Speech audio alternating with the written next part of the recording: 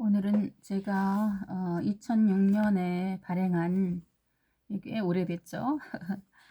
장편소설 태양의 밀사. 예, 이 작품을 처음부터 이제 연재로 읽어드리려고 합니다. 지금 이제 이 책이 절판되었기 때문에 다시 뭐라 그럴까, 이제 출판되기 전에는 이제 입수하실지 못할 것 같아서, 저에게도 이제 이게 한 권도 없어서 이제 증정본을 누구한테 이제 받았거든요. 그래가지고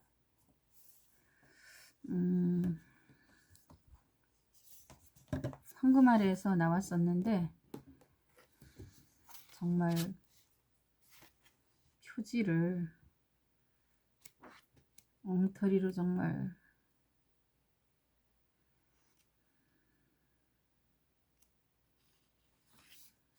황금알에서 출판이 됐었는데, 거의 400페이지나 되는 그 장편 소설이거든요.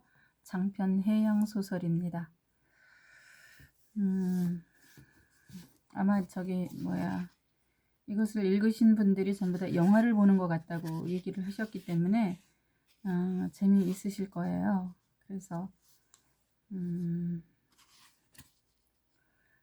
1장, 2장, 3장, 그 다음에 3장까지 이렇게 되어 있는데, 총 그러니까 14개, 17개, 31개에다가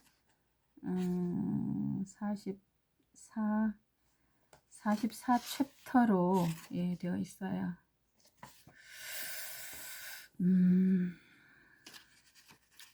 그 요약을 하자면 선상 드라마인데, 여기서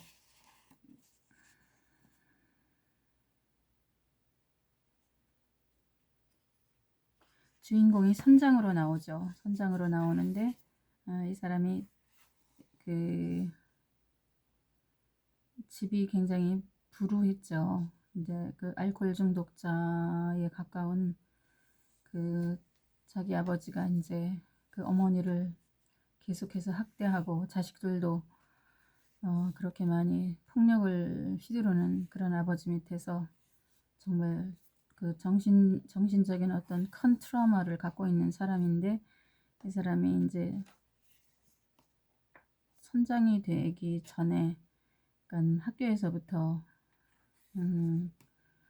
말하자면 그 북파 간첩으로 차출되는 그런 이제 스토리를 갖고 있어요. 그래가지고 나중에 이제 그 북파되었다가 북쪽에서 우연히 만나는 그 여인하고, 그야말로 하룻밤에 이제 정사로 인해서 이 사람은 그 남쪽으로 그 내려오기 바빴는데, 그때 이제 생긴 소생이 있었다는 것도 모르고, 이제 나중에 그 밀항을 시키는 밀항선 선장이 되면서, 그 밀항선에 옛날에 그 북쪽에서 만났던 여인이 자기의 소생을 데리고 이제 그 밀항선을 탔던 것, 거기서부터 이제 이야기가 시작됩니다.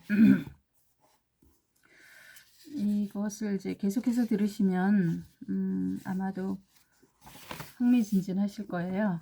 제가 쓴 작품이라서 그런 것이 아니라 그렇게 구성이 되어 있고, 그 다음에 이제 그 문체가 정말 소설적인 그런 아주 다이나믹한 그런 상태로 이제 쓰여 있어서, 이게 이제 그 한 챕터씩 읽어볼까 합니다. 이제 너무 길면 좀 중간에 끊어서 그렇게 읽기로 하고요. 예. 김자연의 장편 해양소설 태양의 밀사. 코리안 드림을 향해 이동하는 조선족들과 이들의 불법적 이동을 책임진 조폭들이 벌이는 선상 드라마. 네, 책에 이제 부제가 이렇게 달려 있습니다. 제1장 호각소리. 잉커우항의 총성. 그러니까 이제 잉커우항은 영구항이죠. 이게 어딘가 거기 랴오뚱만인가 그쪽에 보면은 잉커우항이 있어요. 영구항이 한문으로. 제1장 호각소리. 3등 항해사를 비롯해 헤드쿼터 마스터가 조종관에서 계기판을 들여다보다가 선장을 향해 부동자세를 취한다. 근무 중 이상무. 출항 준비는 완료됐나? 넷. 브릿지에 있던 총원 역시 선장을 향해 부동자세를 취했다. 선장 전진수는 3등 항해사 신성조 곁으로 다가섰다. 조타륜, 자이로 컴퍼스와 레이더, 통신장치, 전자해도, 무선장치 등 브릿지 전체를 훑어본 선장이 조금은 얇은 입술을 다시 열었다. 스키는을 이동시켜. 선원들은 모두 제 부서에 들어가 출항 카운트다운을 기다리고 있는 중이다. 모니터로 시선을 옮긴 선장이 마이크 앞으로 다가섰다. 오케이. 다음은 통신기기 이상 없습니까? 이상 없습니다. 나에 비해 힘찬 통신장의 목소리가 총알처럼 선교 바닥에서 튀어올랐다. 갑판장, 갑판 전 부원들은 어떻습니까? 예, 갑판원을 비롯해 총 인원 21명 전원 승선 제 부서에서 대기 중입니다. 좋아. 그럼 기관실 스탠바이 끝났습니까? 예, 모든 엔진 정상적으로 작동 중입니다. 어눌한 말씨의 기관장 목소리도 팽팽한 긴장감이 서려있다. 좋아, 그럼 이제 출항 스탠바이에 들어간다. 왼손에 들고 있던 흰 모자를 쓰며 선장이 외쳤다. 출항 스탠바이, 스탠바이 써. 엔진 스탠바이, 엔진 스탠바이 써. 기관장을 비롯한 기관원들의 목소리가 모니터에서 터져나왔다. 출항 카운트다운 15분 전을 알리는 듣기 좋은 사망사 목소리가 선내 스피커에서 다시 한번 울려 퍼질 때 갑자기 한 발의 총성이 전 선원들의 고막에서 폭발했다. 기겁을 한 브릿지의 총원은 모니터로 시선을 보냈다. 맨 아래 갑판에서부터 부두 쪽으로 스크린을 돌렸으나 갑판원들이 우왕좌왕하는 모습만 보일 뿐 부두 쪽은 더 이상 보이지 않았다. 선장이 반사적으로 갑판으로 뛰어나갔다. 검은 재킷 차림과 카키색 작업복을 입은 2명의 사내가 야화선을 향해 뛰어오는 것이 시야에 들어왔다. 확실치는 않으나 뛰어오는 2놈 중 한 놈은 어제 만났던 중국 쪽 조직책 진가가 아닌가. 순간 선장은 부두 전체를 훑어보았다. 총성이 어떤 방향인지는 알 수 없으나 300m쯤 뒤쪽에 검은색 세단 2대가 방해물들을 요리조리 피하며 질주해 오는 것이 보였다. 그리고 계류색을 살폈다. 갑판원들과 미나라이 라인맨들이 출항을 준비하느라 계류색을 살피며 갱웨이 주변에서 서성대는 것이 보였다. 대체 무슨 일이지? 도무지 머리가 돌지 않는다. 눈으로는 여전히 부두를 살피며 선장이 브릿지를 향해 손을 회회젓자 사망사가 브릿지에서 워키토키를 갖고 잽싸게 달려나왔다. 갑판장, 무슨 일인가? 예, 저도 잘 모르겠습니다. 짐작 가는 바도 없나? 어젯밤 부원들과 조직원들이 상륙 외출 나갔다가 현지 조폭들과 한판 붙었다는 소리는 들었습니다만 어젠 그런 보고가 없지 않았소. 선장의 목소리가 후덥지근한 항구의 새벽에 비수처럼 꽂혔다. 그런데 선장님, 저놈들이 갱웨이를 향해 달려들고 있습니다. 일단 갱웨이를 올립시다. 넷. 어쨌든 총성이 우리 야화선을 향해 발사된 것이란 말이네. 야화선으로 달려드는 2놈에게로요. 그게 그 말이지 뭐요. 선장의 빳빳하게 일어선 굵은 눈썹이 순간 꿈틀 움직였다. 갑판원들 들어라. 선수 선미의 계류색 모두 풀어라. 육지에서 우리 배를 향해 달려오는 몇 놈이 있다. 동작 빨리 해. 라인맨들이 모두 도망쳤습니다. 그럼 무슨 방법을 써봐. 갑판장의 시뻘겋게 부푸른 얼굴을 내려다보며 선장의 목소리가 총알처럼 튀었다. 선장은 다시 브릿지로 뛰어들어갔다. 그리고 모니터를 들여다본다. 다음 순간 침착하게 가라앉은 선장의 목소리가 선내 스피커를 울렸다. 계류색을 절단한다. 서둘러 소화형 손도끼를 찾아라. 야화선을 향해 놈들은 계속해서 길을 쓰고 달려오고 있다. 그때 다시 총성이 2발 연거푸 들렸다. 계속해서 보고하라. 상한 사람 없나? 없습니다. 선장님, 달려오는 놈들에게 총을 쏘는 것이 확실합니다. 뒤따라오는 자동차에서. 이미 알고 있다. 달려온 놈들이 승선하기 위해 갱웨이를 향해 돌진한다. 그때 갱웨이가 대지에 붙였던 발을 천천히 들기 시작했다. 도착한 2놈이 들려지는 갱웨이에 대롱거리며 매달려 올라가는 것이 모니터에 잡혔다. 뱃머리에서는 손도끼를 찾아 들고 온 부원 하나가 선수의 계류색 밧줄을 내려친다. 그러나 선미 계류색은 왜 자르지 않나? 손도끼를 찾고 있는 중입니다. 사태를 알아차린 선수 쪽 부원이 손도끼를 들고 배의 후미를 향해 전속력으로 달려가는 것이 보였다. 두 놈이 갱웨이에 매달렸습니다. 자식들, 머리를 써 소화형 호스로 물을 쏜다. 알았나? 다시 선장의 목소리가 선내를 울리고 새벽바람을 타고 야화선 주변으로 퍼져나갔다. 지금 곧 출항이다. 사망사 방송하라. 비상사태다. 동장 빨리 해. 예서. 선내에 있는 모든 선에게 알립니다. 부두의 긴급사태 발생. 현재 시각 7시 24분. 출행 스탠바이 30초, 20초, 10초, 9, 8, 7, 6, 5, 4, 셋, 둘, 오케이. 그때 갑판장의 목소리가 워키토키에서 들려왔다. 선장님, 선미의 계류새까지 절단 완료했습니다. 좋아, 그럼 온라인 렛고. 온라인 렛고 써. 선내에 있는 총원이 복창했다. 선미의 계류색이 끊어지자 뿌 큰 기적소리가 이별을 고하듯 잉커우왕 아침으로 퍼져나갔다. 육중한 선체는 둔중한 몸짓으로 항구를 빠져나가기 시작했다. 그때 부두에는 검은색 세단이 도착해 머리를 빡빡 깎은 놈들을 토해냈다.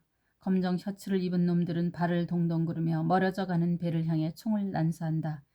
여기저기 물결이 튄다. 팽! 총알 한 방이 갱웨이 끄트머리에 맞았다. 아직도 놈들이 바둥거리는 것으로 보아 맞은 놈은 없단 이야기다. 매달린 놈들에게 사정없이 물을 쏴라. 선장의 입에서 화염이 쏟아져 나왔으나 놈들은 아직도 대롱거리며 갱웨이에 매달려 있다. 수압을 최고로 높여. 선장의 명령이 발포되자마자 마침 놈들이 바다로 떨어지는 것이 스크린에 잡혔다. 출항과 입항으로 새벽부터 분주하던 부두는 한 개의 영화 같은 장면에 넋을 빼고 있다가 모두들 한숨을 쉬며 다시 제 일을 향해 꿈틀거리기 시작했다. 선수루 쪽 갑판에서 가슴을 치던 갑판장도 풍선이 터지듯 한숨을 토했다. 갱웨이에 맨달렸던 놈들이 바다로 떨어지자 선장은 바쁜 걸음으로 갑판으로 나갔다. 그리고 멀어져가는 부두를 바라보았다. 깍두기 머리를 하고 총을 쏘던 놈들은 배가 떠나간 자리를 살피며 이리 닫고 저리 닫고 있는 것 아닌가. 분명 바다로 떨어진 놈들을 찾고 있는 거다. 선장은 다시 운항지휘실로 뛰어들어왔다. 갑판장, 브릿지로 올라오시오. 그리고 일항사, 항해 이상 없지? 네, 이상 없습니다. 그럼 잠깐 갑판장 면담 좀 하고 오겠다. 아, 갑판장, 브릿지 말고 선장실로 올라오시오. 워키토키를 헤드 위에 내려놓은 선장의 시선이 갑자기 사망사에게 꽂혔다.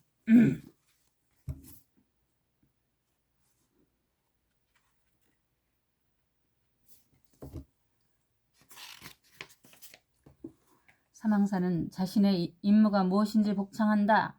잠깐 어리둥절하던 사망사가 선장의 의도를 알아차린 듯 차렷 자세를 취하며 입을 열었다. 죄송합니다. 즉시 시정하겠습니다. 무엇을 시정해?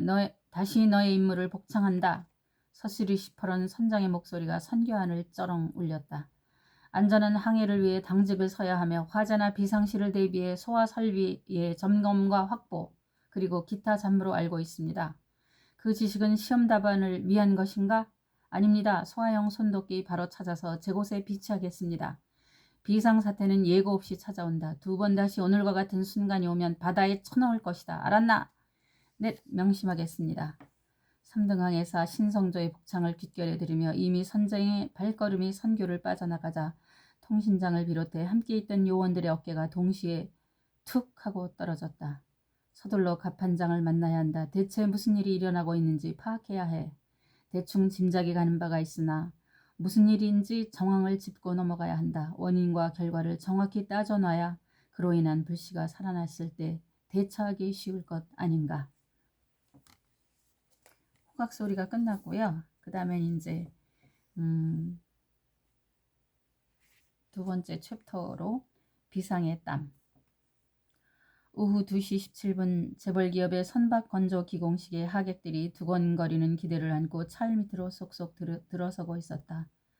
구름 한 점 없는 하늘에서 산란한 바람은 여인들 사이를 비집고 들어가 얇은 옷자락을 흔들기도 하고 재빠르게 바다로 향하기도 하면서 조금 건조가 시작된 거대 선박에 햇살의 폭포를 쏟아붓고 있었다.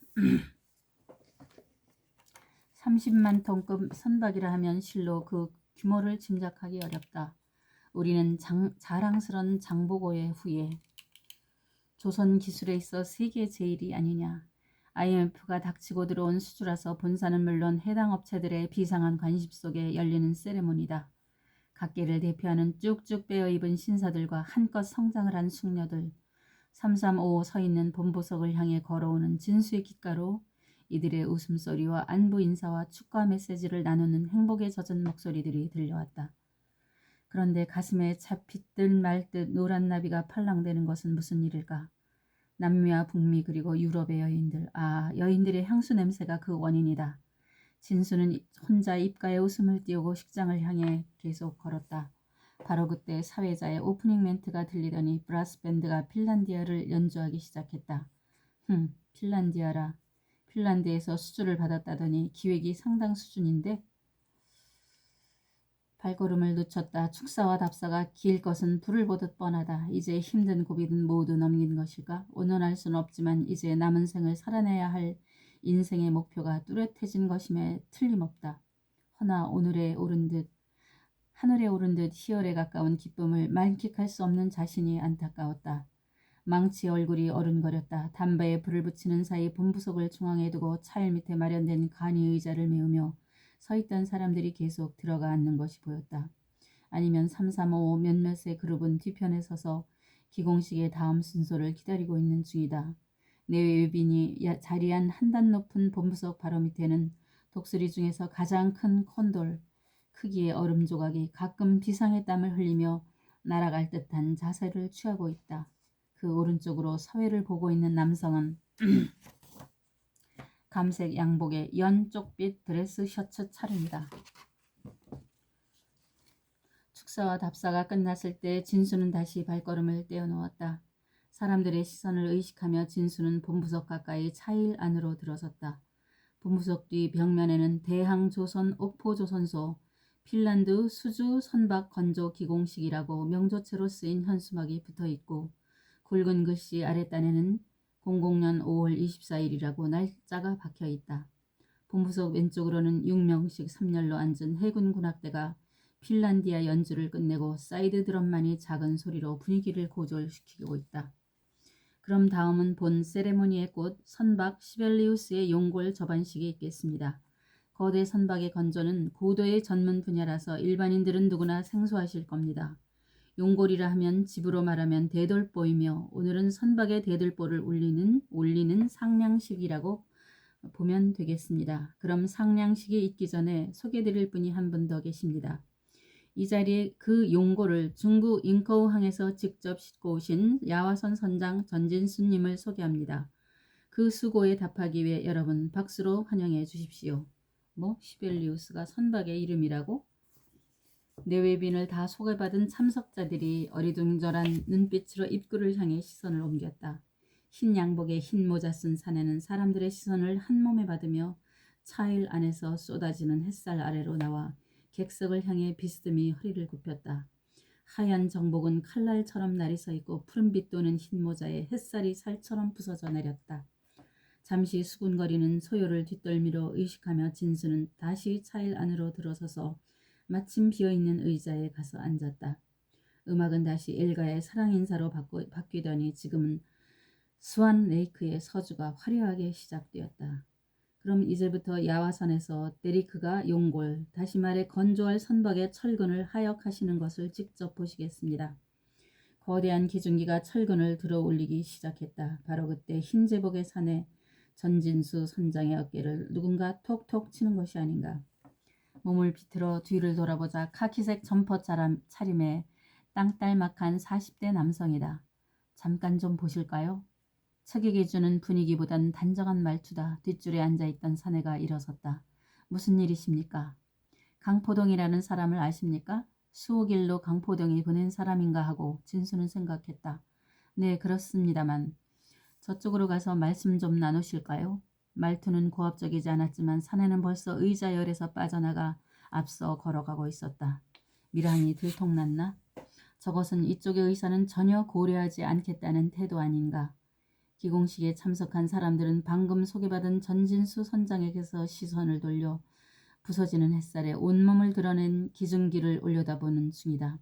할 수 없이 일어선 진수도 모여있는 사람들을 헤치고 남성을 따라 걷기 시작했다. 계속 해안 쪽으로 걸어가는 사내를 바라보는 그의 표정이 점점 굳어져 갔다. 가던 발걸음을 멈추고 사내를 향해 소리를 키운 전진수의 목청이 바람을 타고 주변으로 퍼져나갔다. 이제 얘기하시죠. 누구십니까? 쏟아지는 햇살에 눈을 찡그리며 사내가 돌아섰다. 잉커우항에서 철근을 싣고 오셨다고요? 그렇습니다만 오시다가 스타오갑 30마일 해상에 들르셨습니까? 누가 그런 말을 합니까? 아니면 화물미창에 무엇을 싣고 오셨습니까? 대체 무슨 근거로 그런 질문을 하시는 거죠? 그럼 우성해운이라는 회사가 주로 밀무역을 하는 회사라는 것은 아십니까? 전혀 모릅니다. 이번에 강포동과 손을 잡으셨던데 그 사람 금괴와 참괴와 참기름 밀수로 유명했던 사람이라는 건 아십니까? 사내의 말투가 슬슬 강하게 변하고 있는 것을 감지했다. 이번 출항 때 갑판장이었던 사람입니다. 그 외에는 전혀. 대체 당신 누구요? 신분을 밝히지 않으면 나는 기곤식 현장으로 가보겠소. 난 해경이요. 당신 북파 공작원이지? 땀을 뻘뻘 흘리며 사내는 남방 왼쪽 가슴 포켓에서 사각의 신분증을 꺼내어 진수의 코앞에 들이댔다.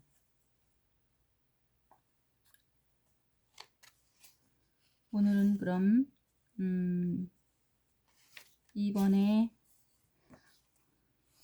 비상의 땀까지 읽어드렸습니다. 다음에는 나라간세 길조일까가 시작됩니다.